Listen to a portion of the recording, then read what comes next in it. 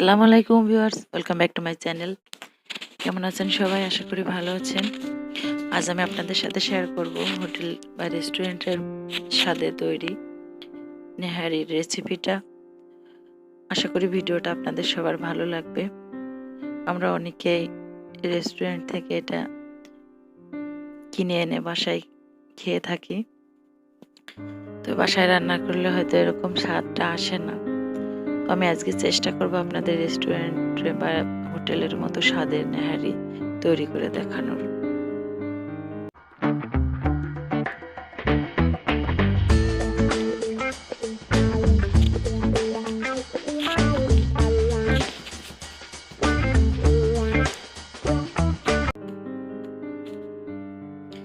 আমি এখানে ছাগলের পায়াটা নিয়েছি। আমি এখানে 4 পিস পায়া খুব সুন্দরভাবে পরিষ্কার করে কেটে নিয়ে আসছি বাজার থেকে। তারপর খুব ভালোভাবে পরিষ্কার করে ধুয়ে নিয়েছি। আমি এখানে রান্না করার জন্য একটা পাত্র বসিয়ে দিয়েছি গ্যাসে। পাত্রটা গরম হয়ে গেছে। এই পর্যায়ে আমি দিয়ে দেব 4 টেবিল চামচ পরিমাণ সয়াবিন তেল। তেলটা দেওয়ার পর আমি দিয়ে দেব রসুন বাটা ও পেঁয়াজ বাটা। রসুন পেঁয়াজ দুইটা আমি খুব ভালোভাবে একটু নেড়েচেড়ে কষিয়ে নেব।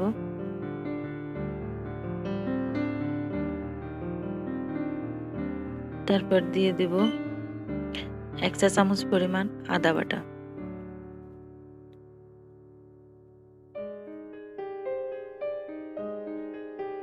এ পর্যায়ে আমি দিয়ে দেব মরিচ বাটা। এটাতে কিন্তু মরিচটা একটু কম হলেই খেতে খুব স্বাদের হয়, এর জন্য আমি মরিচ একটু কমই দিয়েছি। তারপর আপনারা অবশ্যই আপনাদের স্বাদ মতো দেবেন। তারপর আমি দিয়ে দেব জিরা বাটা।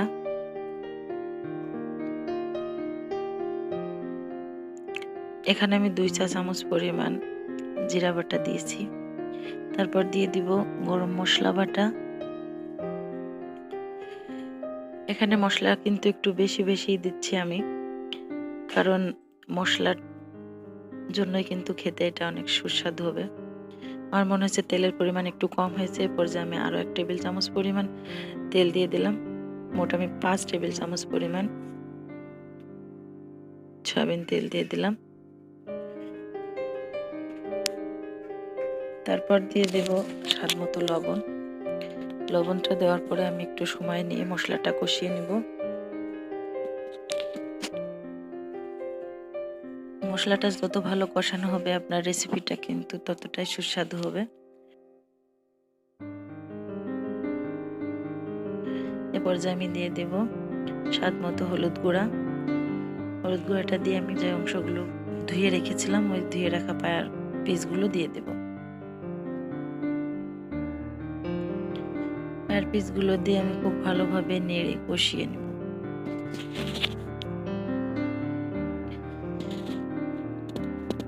গরুর বা ছাগলের যেটার পায়ে বলুন না কেন, এটা কিন্তু খুবই উপকারী একটা জিনিস। ক্যালসিয়াম যাদের পায়ে হাড়ের সমস্যা, এদের জন্য এটা কিন্তু খুবই উপকারী।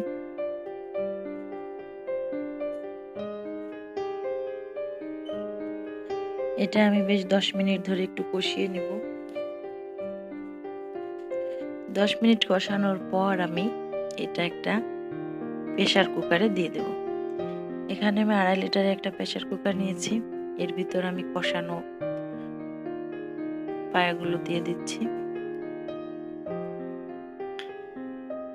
আপনারা চাইলে কিন্তু পাতিলেও অনেকক্ষণ ধরে জাল দিয়ে এটা রান্না করতে পারেন, কিন্তু ওইটা হয়তো এতটা সুন্দর হয় না। এই প্রসেসে রান্না করলে কিন্তু পায়াটা একদমই সিদ্ধ হয়ে যাবে। আমি পানি দিয়ে দিয়েছি, এরকম পায়াটা ডুবে গেছে, এরকম পানিটা দিচ্ছি আমি।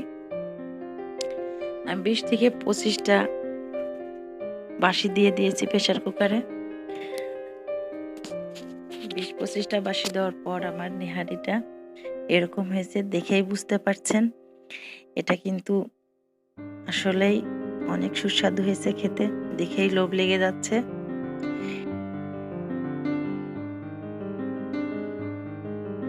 এটা আপনি নান রুটি, তন্দুরি, বাসায় তৈরি চাউলের রুটি বা ময়দার রুটি যেটা দিয়েই খান না, কিন্তু পুরা মানে জমে যাবে একটা বিষয় এরকম। খুবই মজার খেতে। গরম গরম পরিবেশন করতে হয়। দেখুন আমার এটা দিয়ে কিন্তু ধোঁয়া উঠতেছে। এটা কিন্তু গরম গরম খেতে হয়।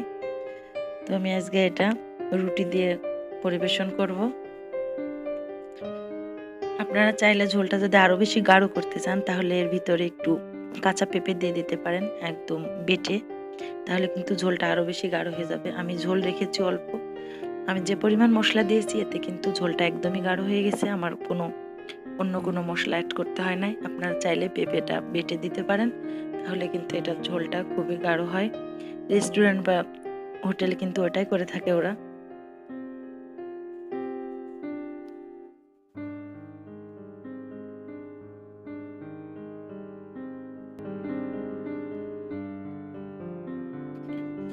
আশা করি রেসিপিটা আপনাদের সবার ভালো লাগবে। ভালো লাগলে অবশ্যই আমার চ্যানেলটা সাবস্ক্রাইব করবেন, লাইক কমেন্টসে জানাবেন।